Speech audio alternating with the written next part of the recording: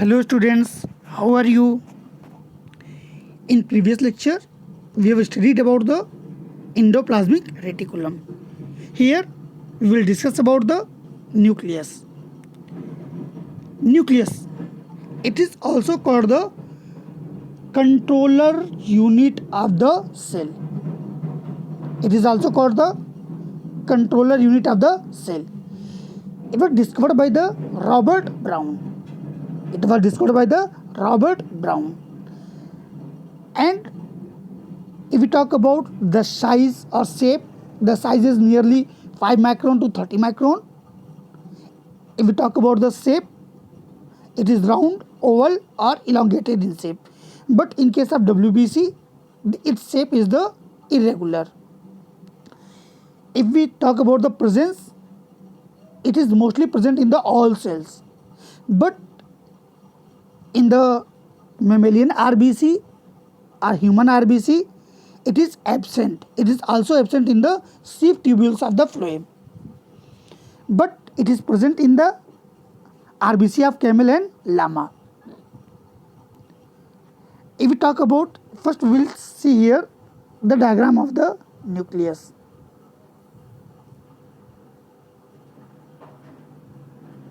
Here we can see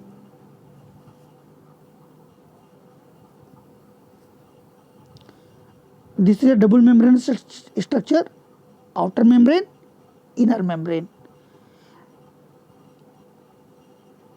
Like that.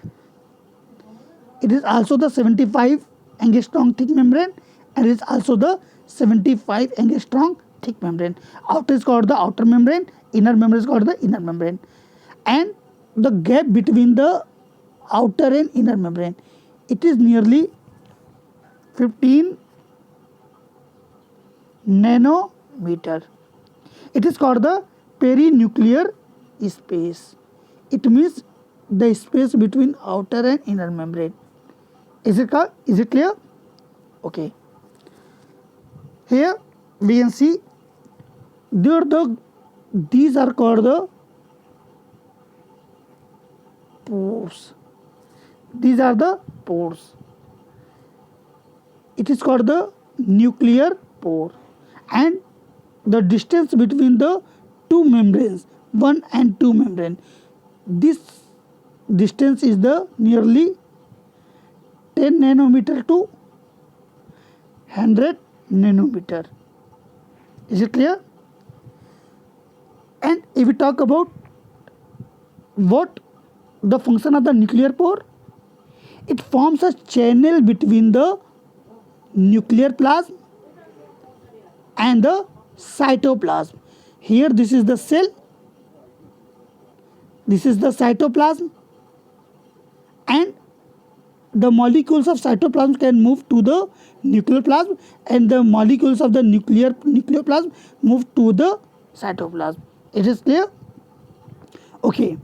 But it is not very easy. Why? It is also the selective permeable. क्योंकि ऐसे ही open door नहीं है कि कोई भी आ जा सकता है. जैसे हमारे घरों में दरवाजे होते हैं ना, या खिड़कियां होती हैं, ऐसे ही there is the plug. Is it clear? Over the nucleus or nuclear pore that is formed by the nucleoplasmic protein. It is called the annulus. ANNULUS. This is called the annulus, or it is also called the bleb. Clear? Okay. So the nuclear pore and annulus jointly forms the pore complex. Nuclear pore and annulus. It means I have told you this is the nuclear pore and the annulus forms the pore complex. It prevents the free nucleocytoplasmic exchange. मतलब ये nucleus और cytoplasm के बीच के exchange को free नहीं करता, ये उस पर कंट्रोल करता है कि कौन सा मटेरियल अंदर आएगा, कौन सा मटेरियल बाहर जाएगा. Is it clear? Now if we talk about the nucleoplasm, we can see here, these are the materials that are present in the nucleus is called the nucleoplasm, or it is also called the karyoplasm or the nuclear sac. If we talk about the nucleoplasm, it is composed by the protein that can be the histone and non-histone protein that we will study in the class 9th, when the structure of the octamer proteins. Here the minerals like the magnesium and calcium, and also the few enzymes. What the enzymes? Like the DNA polymerase that helps in the replication of the DNA, RNA polymerase that helps in the transcription of the transcription from DNA to the formation of mRNA, and few nucleotides and nucleosides like the pentose sugar, bases, and the chromatin threads. These are that are scattered in the cytoplasm is called the chromatin threads. और further ये chromatin threads जब division होना होगा तो ये condense हो जाएंगे and they forms the chromosomes, और इसी क्रोमोसोम्स पे डीएनए रहेगा और डीएनए पर जीन्स रहेगा अरेंज. और इसके अलावा एक और पार्ट होता है न्यूक्लियोप्लाज्म में, that is called the nucleolus. Clear? If we talk about the nucleolus, तो what is the nucleolus? It was first discovered by the Fontana. The nucleolus was first discovered by the Fontana, and he gave, but the nucleolus name was given by the Bowman. Clear? It was discovered by the Fontana, but name was given by the Bowman. और अगर मैं बात करूं ये होता कहाँ है, present कहाँ होता है, तो हमें पता है कि ह्यूमन बींग्स में अगर बात करूं तो we have the 23 pair of the chromosome. So the 13 pair, 14 pair, 15, 21 and 22 pair of chromosome जहाँ पर होता है वो उसी एरिया के पास ये प्रेजेंट होता है. अगर बात करो नंबर की न्यूक्लियोलस के, तो ये मोस्टली एक ही होता है, but if we talk about the onion cells, it is the 4 nucleate condition, 4 nucleolus present. But if we talk about the oocyte of the amphibians, it is 2000. अब कंपोजिशन क्या होता है इसका? These are found by the DNA, RNA and protein. और इसका function क्या होता है? Synthesis of the ribosomes. और ये राइबोसोम सेम साइटोप्लाज्म के राइबोसोम के जैसा ही होता है, और ये फर्दर क्या बनाता है? राइबोसोमल आरएनए का फॉर्मेशन करता है जो प्रोटीन सिंथेसिस में हेल्प करता है. Is it clear? Now here we can see we have already discussed. If we talk about the chemical composition of the nucleus, it is formed by the protein that can be histone and non-histone protein. Phospholipid membrane का nature होगा, इसके अंदर क्या होगा? DNA और RNA. Structure मैंने आपको clear ही कर दिया है. It is the nuclear membrane is the double membrane structure called the karyotheca और the nuclear envelope. External membrane is 75 angstrom attached with the ER and ribosomes. Internal membrane is also the 75 angstrom, but the gap between the outer and inner membrane is the 15 nanometer. That is called the perinuclear space. And between the two membranes, there the 10 to 100 nanometer space are present. That is called the nuclear pore. On the nuclear pore, there the plug is present, and this pore and nuclear plug is called the jointly called the pore complex. It prevents the free movement of the molecules from the nucleus to nucleoplasm to the cytoplasm, or cytoplasm to the nucleoplasm. It is formed by the nucleoplasmic proteins. Here अब इसका function क्या होता है? ये chromosomes को stuck करके रखता है, क्रोमोसोम्स उस मेम्ब्रेन से चिपका के रखता है, और ये न्यूक्लियर मेम्ब्रेन के ग्रोथ में हेल्प करता है. If we talk about the nucleoplasm, I have already discussed it. It was discovered by the Strasburger.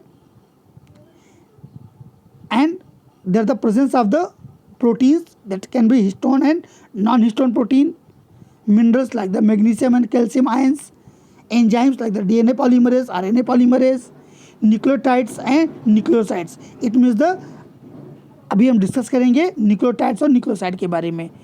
DNA और आरएनए में pentose sugar plus phosphoric acid plus nitrogenous bases are jointly called the nucleotides. And इसके अलावा क्या होता है, chromatin threads होता है जो फर्दर जाके क्रोमोजोम्स में कन्वर्ट हो जाता है. क्रोमोजोम्स फर्दर इसमें डीएनए होता है और डीएनए पे ही जीन्स प्रेजेंट होता है. और इसके साथ क्या होता है, इसके पास न्यूक्लियोलस होता है.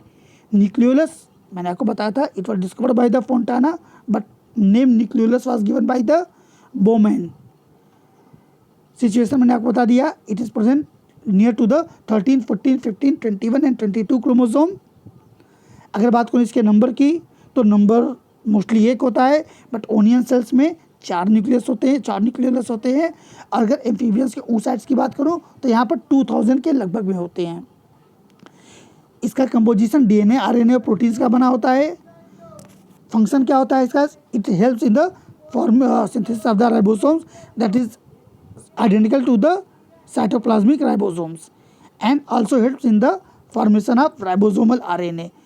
हम देखेंगे जब पढ़ेंगे क्लास 11th में ट्रांसक्रिप्शन प्रोसेस में. So there are the 3 types of the ribosomes are present, sorry RNA are present, ribosomal RNA, messenger RNA and tRNA, and all these 3 RNAs helps in the protein synthesis or in the translation. ये मैंने आपको diagram दिखाई दिया है. अब बात करते हैं इस न्यूक्लियस के अंदर जो क्रोमोसोम्स है, ये क्रोमोसोम्स क्या होता है अभी मैं आपको दिखा दे रहा हूँ. We have seen that in the nucleus there the chromatin threads are present. What are the chromatin threads? Actually, this is the nucleus. This is the nucleolus, and there the certain thread-like structure are found in the nucleus. That is called the chromatin threads. Okay, when the division takes place in the organism, these chromatin threads are arranged in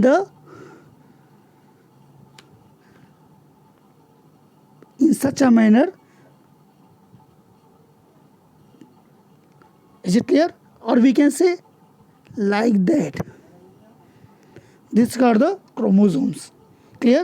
ये जो chromatin threads होता है वो chromosomes के form में एक हो जाता है, अरेंज हो जाता है. Something like that. Clear? Suppose if we talk about this is the first pair, this is the second pair, ऐसे ही थर्ड 23 पेयर क्रोमोसोम्स अरेंज हो जाएंगे. क्लियर? और इसी क्रोमोसोम्स पर क्या होगा, डीएनए होगा. इसी क्रोमोसोम्स क्या होते हैं, डीएनए होते हैं. So DNA and RNA both are called the nucleic acid. Why it is called the nucleic acid?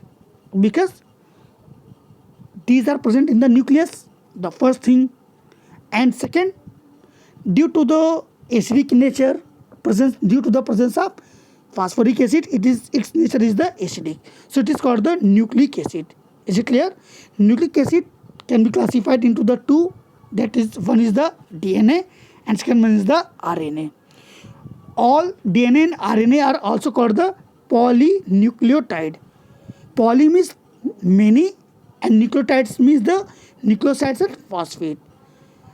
Here we can see that the nucleic acid, अभी मैं इसको एक बार रिपीट कर ले रहा हूँ, तब मैं आपको बता रहा हूँ पूरा कायदे से. Nucleic acid are the polynucleotides. Polynucleotides or nucleotides are formed by the nucleoside plus phosphoric acid. Nucleosides are formed by the nitrogenous bases and sugar. Nitrogenous bases are purine and pyrimidine. Purine bases are the adenine, guanine. It is also called the, we can see in the short form, it is A and G. Here C, T and U, uracil. And if we talk about the sugar, these are the pentose sugar. Pentose means the 5 carbon sugars, and it is in the ribosomes and deoxyribose sugar. We will discuss it in the deep in class 11th as well as in the class 12th. Here we can see what is the polynucleotide. Poly means कई, मतलब ऐसे nucleotide के जब कई sequence मिल जाएंगे, जैसे मैं अगर एक जनरल फॉर्म बता दूं आपको, जैसे मैं डीएनए का स्ट्रक्चर बना दूं, तो डीएनए में अगर हम देखेंगे तो क्या होगा, एडेनिन, कौन कौन से होंगे, पहले मैं बात करूं, बेस, कौन सा base, nitrogen base, plus sugar. As you all know about the nucleic acid, DNA, its name is the deoxyribose sugar or deoxyribose nucleic acid. Okay. Now nucleic acid, it means these are the formed of the nucleotides. Clear? So nitrogen base and sugar, these are jointly called the nucleoside, plus H3PO4, that is called the phosphoric acid. When we join the nucleoside plus H3PO4, it is called the nucleotide. Clear? Nitrogen base plus sugar is called the nucleoside. If it directly we can see nitrogen base plus sugar plus H3PO4 is called the nucleotides, or we can say the nitrogen base plus sugar is called the nucleoside and nucleoside plus phosphate is the nucleotide. Clear? Here we can see the nitrogen base are the two types, purines and pyrimidines. Purines are the adenine and guanine and pyrimidines are the cytosine, thymine and uracil. लेकिन अगर मैं बात करूँ DNA में, तो DNA में uracil नहीं होता. ठीक है, तो ये जो न्यूक्लियोटाइड का जो कॉन्सेप्ट है वो कैसे आया. सपोज मैंने बता दिया एक न्यूक्लियोटाइड, जैसे ये मान लो शुगर है, शुगर मैंने सिर्फ एस से बोल दिया. शुगर ये जुड़ा होगा नाइट्रोजन बेस से, नाइट्रोजन बेस मान लो मैंने मान लिया एडेनिन. Is it clear? ऐसे ही दूसरा शुगर वो किससे जुड़ा होगा, मान लो थायमिन से. तीसरा शुगर ये जुड़ा होगा मान लीजिए गुआनोसिन से. चौथा शुगर ये जुड़ा होगा मान लो ATGC, adenine, thymine, guanine and cytosine. ऐसे ही अब ये शुगर प्लस नाइट्रोजन बेस मिलके क्या बनाएगा, nucleoside. And the two sugar molecules are joined by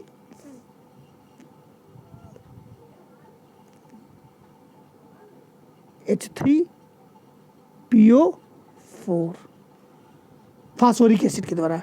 तो हम इसको सीधे P लिख दें तो ज़्यादा अच्छा रहेगा. Is it clear? सो अब मैंने क्या बोला, देखिए ये एक न्यूक्लियोटाइड, ये दूसरा न्यूक्लियोटाइड, ये तीसरा न्यूक्लियोटाइड, ये चौथा न्यूक्लियोटाइड. ऐसे ही सीक्वेंसेस जब नीचे बढ़ते जाएंगे, it is called the polynucleotide. Clear? और चूंकि हमें पता है डीएनए डबल स्ट्रैंडेड होता है, तो हमें क्या करना है, अब इस ए को डबल बॉन्ड के द्वारा टी से जोड़ देना है, टी को डबल बॉन्ड के द्वारा ए से जोड़ देना है, जी को सी से जोड़ देना है और सी को जी से जोड़ देना है ट्रिपल बॉन्ड के द्वारा. ये रूल है, डीएनए के डबल हेलिकल स्ट्रक्चर का रूल है. और सेम ऐसे ही चूँकि थायमिन है तो ये भी शुगर से जुड़ा होगा, ये भी शुगर जुड़ा होगा, ये भी शुगर से जुड़ा होगा, ये भी शुगर जुड़ा होगा, और दो शुगर फॉस्फेट के द्वारा ऐड होते हैं. Is it clear? तो ये डीएनए का डबल हेलिकल स्ट्रक्चर है. आई होप आपको समझ में आ रहा होगा. तो अभी हमने क्या देखा कि जो डीएनए और आरएनए होता है, अगर मैं बात करूँ सिर्फ आरएनए की, तो आरएनए को हम कुछ ऐसे बना सकते हैं, सेम चीज़ें वही रहेंगी, बस वहाँ पर क्या रहेगा, डीऑक्सीराइबोस शुगर की जगह क्या रहेगा, राइबोस शुगर रहेगा। थोड़ा सा जान लें राइबोस शुगर डीऑक्सीराइबोस शुगर क्या होता है। ये 5 कार्बन की चेन होती है, 1 कार्बन, 2 कार्बन, 3 कार्बन, 4 कार्बन, और यहाँ पर एक और ब्रांच लगी होती है, यहाँ पर होता है 5 कार्बन। तो यहाँ पर CH2OH जुड़ा होता है, यहाँ O जुड़ा होता है। तो यहाँ पर OH, H, OH, तो ये first carbon, second carbon, third carbon, fourth carbon and fifth carbon. तो deoxyribose, de for 2, di for 2, मतलब जो सेकंड पोजीशन का कार्बन होता है वहाँ पर OH को रिप्लेस करके सिर्फ क्या आ जाता है, O आ जाता है, वहाँ कार्बन रिप्लेस होता है, तभी इसको मैंने क्या कहा, डीऑक्सीराइबोस शुगर। और जबकि राइबोस शुगर में आरएनए में राइबोस शुगर होता है, मतलब ये OH और H का कॉम्बिनेशन बना रहेगा। ये पढ़ेंगे हम आगे, अभी आपके लेवल का नहीं है, बट इतना आप जान लीजिए बस। Is it clear? Class 9th के लेवल पे ये नहीं है, क्लास 12th के लिए मैं अलग से वीडियो डालूंगा।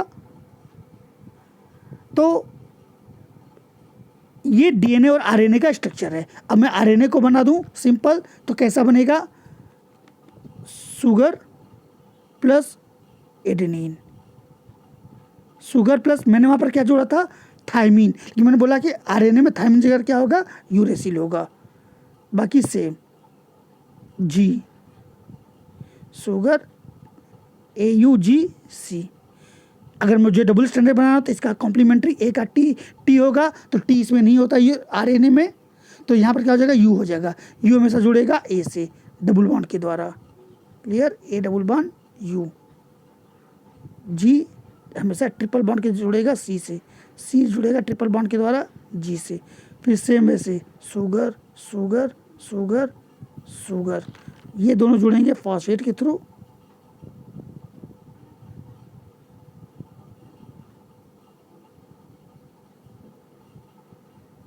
So it is structure of the double standard RNA का, क्लियर।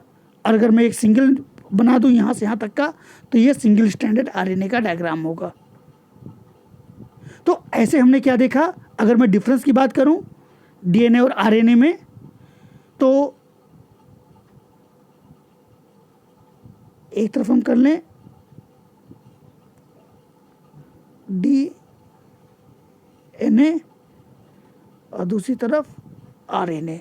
तो पहला यहाँ पर क्या होता है, डीऑक्सीराइबोस शुगर, यहाँ पर राइबोस शुगर, सेकेंड ये जनरली डबल हेलिकल होता है, ये सिंगल हेलिकल होता है जनरली।